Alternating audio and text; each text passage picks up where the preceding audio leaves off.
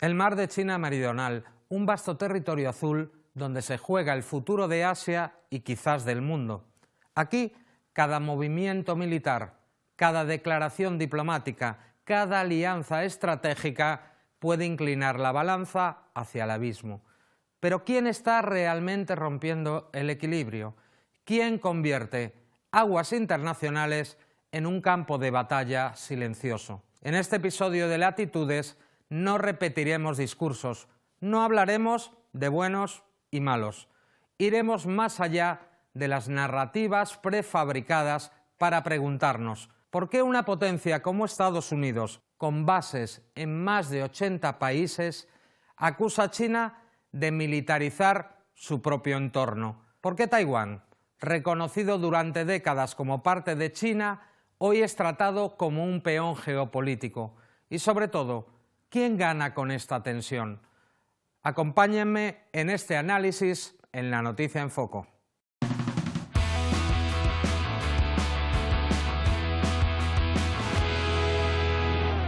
Desde que la administración Obama anunciara el pivote asiático, el escenario geopolítico global ha sido testigo de una transformación radical en la política exterior estadounidense, que se caracteriza por una campaña sistemática de contención contra el ascenso de China. Este giro estratégico, lejos de limitarse a reajustes diplomáticos, ha desplegado una arquitectura de hostigamiento multidimensional que combina presión militar, coerción económica y guerra narrativa. Todo ello envuelto en la retórica de un orden basado en reglas que las propias potencias occidentales violan con impunidad cuando sus intereses lo exigen. La dimensión militar de esta estrategia resulta particularmente alarmante. Como documenta el experto Augusto Zamora, Estados Unidos ha tejido una red de más de 400 bases militares en el arco del Indo-Pacífico, con especial concentración alrededor del estratégico Estrecho de Malaca, por donde transita el 80% del suministro energético chino. Esta disposición geográfica no es casual. Configura un auténtico cerco de acero diseñado para estrangular las rutas comerciales vitales de China en caso de conflicto. Desde las instalaciones en Okinawa, en Japón, hasta la base Darwin, en Australia, pasando por el reforzamiento de la presencia militar en Filipinas. Tras la reciente tensión en el mar de China Meridional, Washington ha convertido la región en el polvorín más peligroso del planeta. La hipocresía del discurso occidental se manifiesta con crudeza en el ámbito del derecho internacional.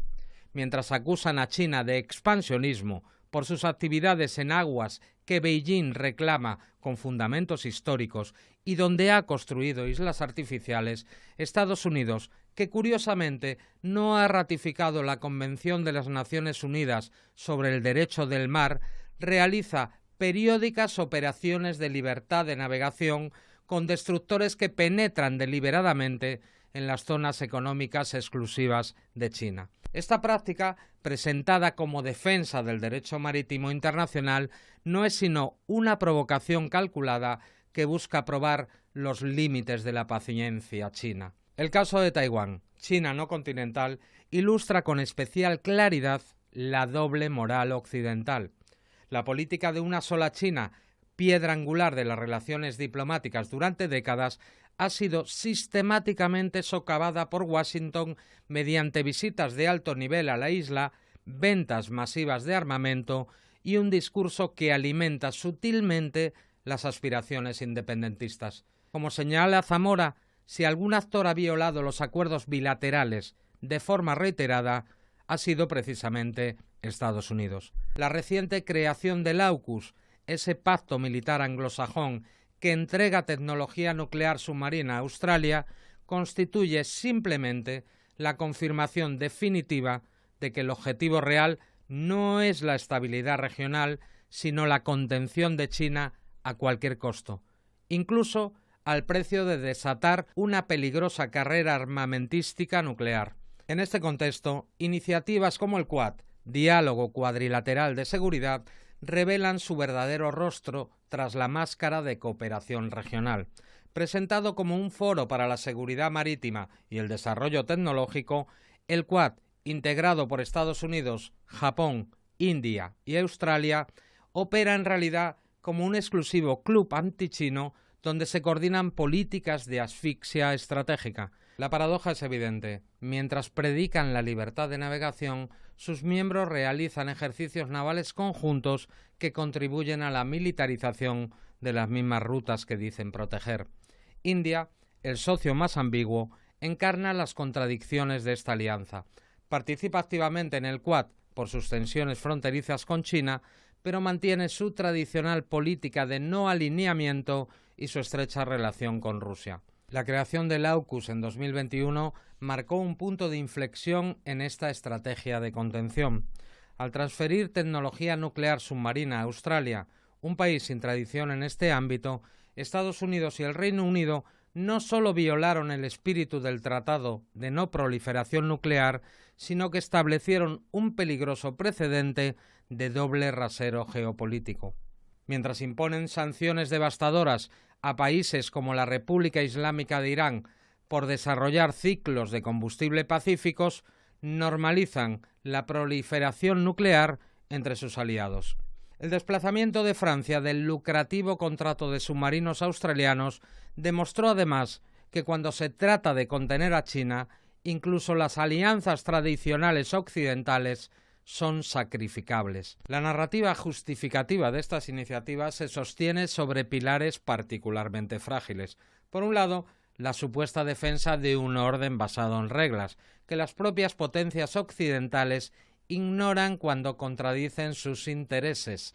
Por otro lado, la retórica de la defensa de la democracia, que resulta especialmente cínica cuando proviene de países que mantienen estrechas relaciones con regímenes autoritarios como el ucraniano, por ejemplo, que no ha celebrado elecciones presidenciales o parlamentarias desde 2022 y que ha prohibido las actividades de la mayoría de los partidos políticos opositores al régimen surgido del golpe de Estado del Euromaidán. Frente a esta ofensiva, China ha mantenido una notable contención estratégica. A pesar de las provocaciones, Beijing sigue privilegiando la vía diplomática y el desarrollo económico como herramientas de influencia regional. La iniciativa de la Franja y la Ruta, con sus billones de dólares invertidos en infraestructura en países en desarrollo, contrasta marcadamente con las modestas ofertas de cooperación del Quad, revelando así la debilidad estructural de la propuesta occidental en el Indo-Pacífico. En última instancia, organismos como Quad y AUKUS representan el último capítulo de una estrategia occidental que, incapaz de competir en igualdad de condiciones con el ascenso chino, recurre a mecanismos de exclusión y coerción. Su evolución futura dependerá no solo de la cohesión interna de sus miembros, siempre frágil ante los cambiantes intereses nacionales, sino de la capacidad de resistencia de los países asiáticos a este intento de reconfiguración regional. Lo que está en juego trasciende con creces la rivalidad sino-estadounidense. Se trata nada menos que de la posibilidad de construir un orden internacional verdaderamente multipolar, donde las normas sean aplicadas con equidad y no según los intereses del poder hegemónico de turno. Y ahora, acompáñeme a la mesa de opinión con nuestro colaborador Paco Arnau.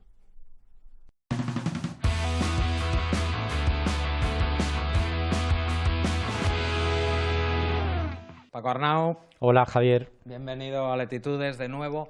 Hoy hemos abordado un tema que es potencialmente peligroso. Estamos hablando del mar de la China Meridional y ese cerco ofensivo que tiene Estados Unidos y sus aliados, o más bien sus subalternos, sobre ese mar, que es el mar, además se le llama de la China Meridional. ¿Qué interés puede tener Estados Unidos para desplegar más de 400 bases en el entorno de China y realizar ejercicios militares agresivos y ofensivos continuos? O sea, mantener prácticamente la mayor parte de su despliegue naval en el mundo precisamente contra China. No es cosa de ahora, hay antecedentes históricos y yo diría que dos fundamentalmente, ¿no? La guerra hispano-estadounidense de 1898 y la Guerra Fría. la guerra de Corea, que dio paso, bueno, que en los inicios de la Guerra Fría, ¿no? La Guerra Fría, la guerra de Corea fue en 1950, ¿no?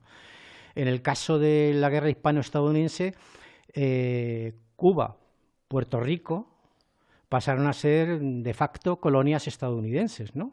Pero no solo Cuba y Puerto Rico, también Filipinas y posesiones españolas en el Pacífico, como Guam y otras, ¿no? Ese es un primer antecedente histórico y ahí se inicia una fase de intervencionismo por parte de Estados Unidos en la zona y específicamente además en el mar de China meridional, ¿no? Si vemos un mapa, Filipinas está justo enfrente de China, bañado por las costas del mar de China meridional y al otro lado al este el Pacífico, ¿no? Y luego por otra parte está la Guerra Fría, ¿no? Desde los inicios de la Guerra Fría y la Guerra de Corea, Estados Unidos toma la decisión de establecer un cordón sanitario o una especie de cadena desde Hokkaido, al norte de Japón, hasta Filipinas y Singapur, ¿no? Pasando por Taiwán y Okinawa, por ejemplo, etcétera, ¿no? Entonces, estamos hablando además de un cordón frente a la Unión Soviética y frente a China, porque claro, la Unión Soviética está en el mar del Japón también, ¿no? La sede de la Flota del Pacífico está en Vladivostok, precisamente, ¿no?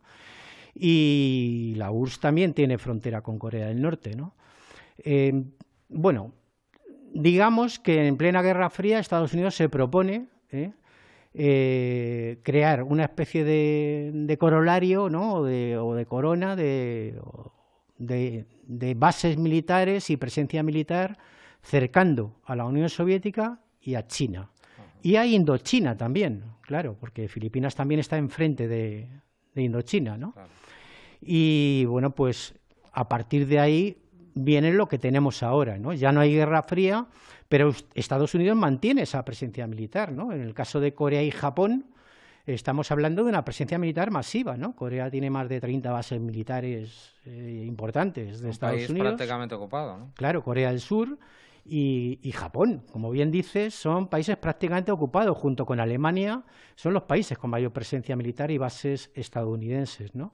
Y si bien en Filipinas, Estados Unidos ahora mismo no tiene bases propias, sí tiene acuerdos militares y utilización conjunta de bases, como es el caso de la base de Torrejón en España, por ejemplo, que es una base de utilización conjunta, ¿no? Ya no es una base americana, ¿no? Pero vamos, sigue la misma política de cerco a China y a Rusia en este caso, antes a la Unión Soviética, ahora a Rusia, ¿no? Y bueno, pues esto es digamos, un punto álgido, además de conflicto geopolítico, ¿no? Porque, claro, en los principios de la Guerra Fría, los halcones del Pentágono y de la Casa Blanca establecieron esa teoría del dominó, ¿no?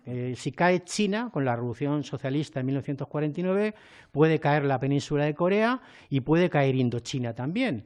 Luego viene la Guerra de Vietnam, etcétera, etcétera, ¿no? La teoría del dominó. Objetivo, contener el comunismo, la expansión del comunismo en Asia y el Pacífico. Y no solo, luego podríamos hablar también de Indonesia, por ejemplo, ¿no? Con la masacre que efectivamente, se dio, ¿no? Claro. Que no recuerdan casi nunca. Claro, en Indonesia hubo una masacre de comunistas que se puede calificar como holocausto. Según las fuentes, hablan de entre 500.000 y 1 millón de comunistas asesinados en la dictadura de Suharto, ¿no? Todo esto impulsado por Estados Unidos, ¿no? Para frenar o contener el avance del comunismo en el sureste asiático, en este caso, ¿no? Con la guerra de Vietnam, además, en su punto álgido, ¿no? O sea que nos estaríamos pues prácticamente en lo mismo, pero en una renovación, ¿no? Pero realmente, si vamos a la administración Obama, es cuando claramente gira, ¿no?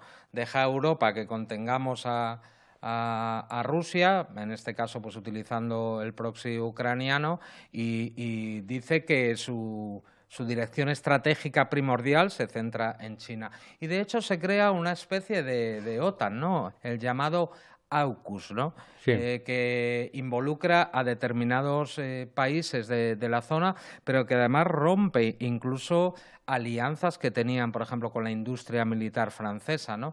¿Crees que el AUKUS se crea como para coordinar esa potencia ofensiva de los aliados o subalternos de Estados Unidos contra China directamente? Sí, el AUKUS es la plasmación de lo que llaman en geopolítica la Segunda Guerra Fría, en el teatro de Asia-Pacífico, ¿no?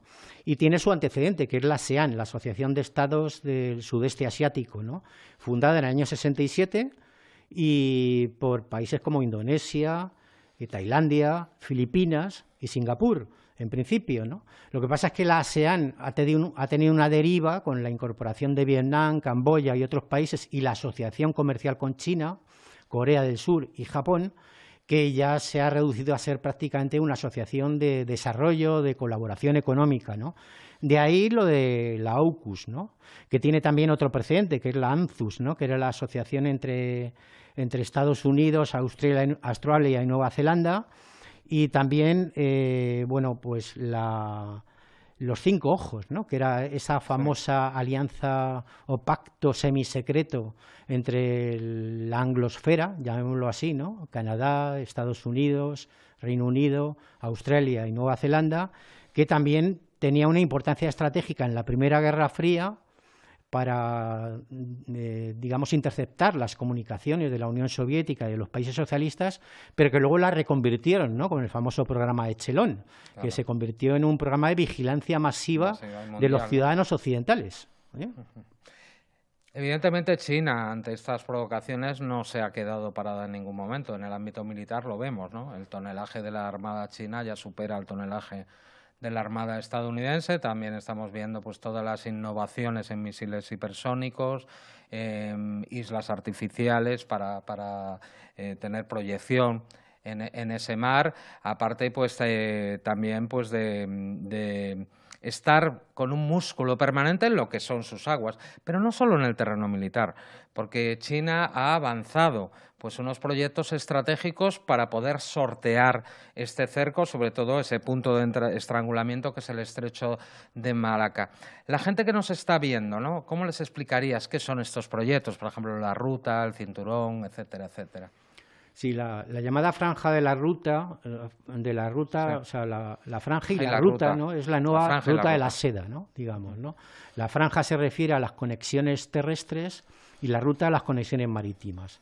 El proyecto de China, ese proyecto de China que comenzó en 2003, no es un proyecto intervencionista, a diferencia de lo que ha hecho Estados Unidos, ¿no? Durante la Guerra Fría y hasta ahora, sino todo lo contrario, es un proyecto de cooperación económica y de beneficio mutuo, con la vista puesta a que el espacio euroasiático sea un continente de colaboración y de desarrollo, no tanto un continente de conflictos. De hecho, es un proyecto eminentemente económico, que en sus bases además establece la no injerencia en asuntos internos de otros países, todo lo contrario de lo que ha hecho Estados Unidos desde la guerra con España hasta ahora, ¿no? Por no retrotraernos más, ¿no?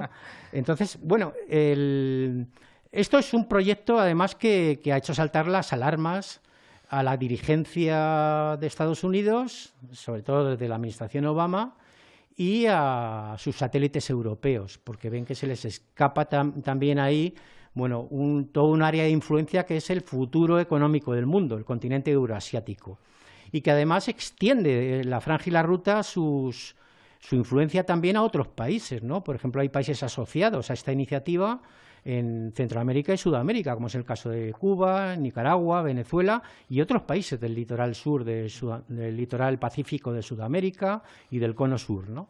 Entonces, bueno, esta iniciativa por parte de China es una iniciativa de futuro y de cooperación económica y de desarrollo, ¿no?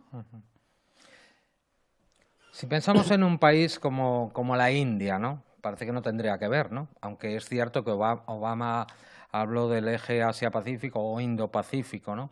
Este país, que es una superpotencia por población, por tecnología, que además también es potencia nuclear, pertenece a los BRICS, pero a la vez al Quad. ¿Tú crees que hay un interés por parte de Estados Unidos en utilizar a India como un elemento disruptor contra China? Y a veces en la India también tiene un papel que decimos que no es muy claro, ¿no? En frente a este nuevo bloque multipolar como es los BRICS, o frente pues a Quad, que parece ser y puede entenderse como una herramienta del poder estadounidense en la zona. Sí, hay factores históricos también, ¿no? Tradicionalmente ha habido una rivalidad entre China y la India, en la época de la Guerra Fría, mientras que la India estaba más cercana a la Unión Soviética que a China, ¿no? También explicable porque hay conflictos territoriales, ¿no? En Cachemira, no solo entre la India y Pakistán, sino también con China, ¿no? Y por otra parte está el tema de la franja y la ruta, ¿no? Uno de los corredores de la franja y la ruta es la conexión de China con el Índico a través de Pakistán. Y claro, eso para China no supone ningún interés, sino todo lo contrario. Y luego, por otra parte, hay un giro en la política interna de China desde el surgimiento de la derecha, ultraderecha religiosa en los gobiernos, ¿no? Antes gobernaba el Partido del Congreso, que era el partido que alcanzó la independencia, pero luego la política de la India ha ido derivando a la derecha y acercándose cada vez más a Estados Unidos. Y luego está lo que en los anteriores programas hablamos también de las contradicciones internas de los BRICS, ¿no? Sí.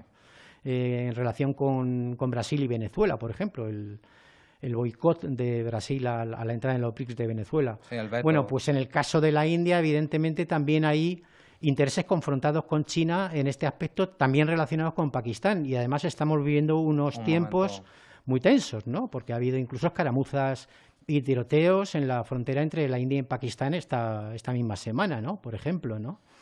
Bien. Yo creo que con el tiempo todas esas diferencias se van a ir limando, pero claro, China es un país que es un mar de contradicciones, ¿eh? Porque claro, China es un país también que ha crecido, su economía ha crecido, con una población similar ya prácticamente a la de China, pero no es comparable, porque claro, el crecimiento económico de China no ha supuesto igualdad y bienestar para el conjunto de los ciudadanos hindúes, ¿no? O sea, te referías a India. Es decir, sí, en la India me refiero, claro, todo lo contrario, ¿no? Sí. Que lo que está pasando en China es justo lo contrario, el proceso contrario, ¿no? El desarrollo económico ha supuesto avances en el nivel de vida y el bienestar de los ciudadanos. Lo de la India sigue siendo un mar de subdesarrollo en gran parte del país, ¿no? Y las desigualdades, pues, igual incluso están aumentando, ¿no? Porque hay gente que vive muy bien o cada vez mejor, pero gente que sigue viviendo en la pobreza, ¿no? Con lo cual las contradicciones internas son efectivamente, ¿no? Estados Unidos había aceptado, ¿no?, la política de una sola China en relación con Taiwán, pero desde hace un tiempo pues está haciendo justamente lo contrario, es decir, apoyando todas las aspiraciones supuestamente independentistas de esta isla. ¿Tú crees que puede haber un paralelismo exactamente igual que se hizo con Ucrania en el golpe de Estado del Maidán, de utilizarlo como un proxy o de una delegación para atacar y desarrollar una guerra, como está desarrollando toda la OTAN contra Rusia? ¿Se puede utilizar también Taiwán y veremos una guerra proxy o veremos un enfrentamiento total entre China y Estados Unidos a nivel militar? Y bueno, es una pregunta que podría ser muy larga de contestar, pero nos quedan apenas 2 minutos. No sé si podrás sintetizar. Estados Unidos, en la administración Biden, dio un giro copernicano a la política con respecto a Taiwán. No solo que Estados Unidos reconozca una sola China, es que el conjunto de la comunidad internacional. Sí. Taiwán no es un país reconocido por la comunidad internacional. Y para China, Taiwán es una línea roja. Y Taiwán no va a permitir ucranizar Taiwán. Ha habido intentos por parte de la administración estadounidense. Recordemos la visita a provocación de Nancy Pelosi cuando era presidenta de la Cámara de Representantes, la demócrata, a Taiwán, que fue considerada una provocación por China, y China está demostrando por activa y por pasiva, con maniobras militares, con fuego real, que no está dispuesto a permitir una intervención proxy a través de Taiwán al estilo de la ucraniana, ¿no? Aquí hay 2 modelos, como resumen de lo que hemos estado hablando hoy, ¿no? El modelo estadounidense con respecto a Asia-Pacífico, el mar de China meridional, el mar de Japón, el mar de China oriental, etcétera, que siempre ha supuesto históricamente, desde hace ya bastante más de un siglo, intervencionismo e imperialismo, y en la Guerra Fría cerco a Rusia y a China, o a la Unión Soviética y a China y luego a Rusia. Y luego tenemos el proyecto chino, ¿no?, que resumido en iniciativas económicas de beneficio mutuo, cooperación y desarrollo. Son 2 proyectos confrontados. En geopolítica no hay buenos y malos, hay intereses. Pero claro, aquí hay intereses de unos que son perjudiciales para el conjunto de la humanidad e intereses que pueden ser beneficiosos para el conjunto, ¿no?, como las iniciativas económicas de desarrollo y progreso de China. Pues esperemos que quien venza en esta conflagración, que hasta el día de hoy es pacífica, aunque tiene muchas dimensiones, quien triunfe sea la multipolaridad y sobre todo las iniciativas de cooperación económica, comercial en el reparto global en el mundo. Esperémoslo. Esperémoslo. Muchas gracias, Paco. Nos volvemos a ver dentro de 2 semanas. Gracias a ti, Javier. El mar de China Meridional sigue siendo un espacio de tensiones geopolíticas, intereses económicos y disputas territoriales que reflejan las complejas dinámicas del poder. A lo largo de este programa hemos analizado las repercusiones globales, desde la libertad de navegación hasta el equilibrio estratégico entre potencias. Gracias por acompañarnos en este episodio de Latitudes. Les esperamos en la próxima entrega. Hasta pronto. Latitudes, tu guía en el laberinto de la información.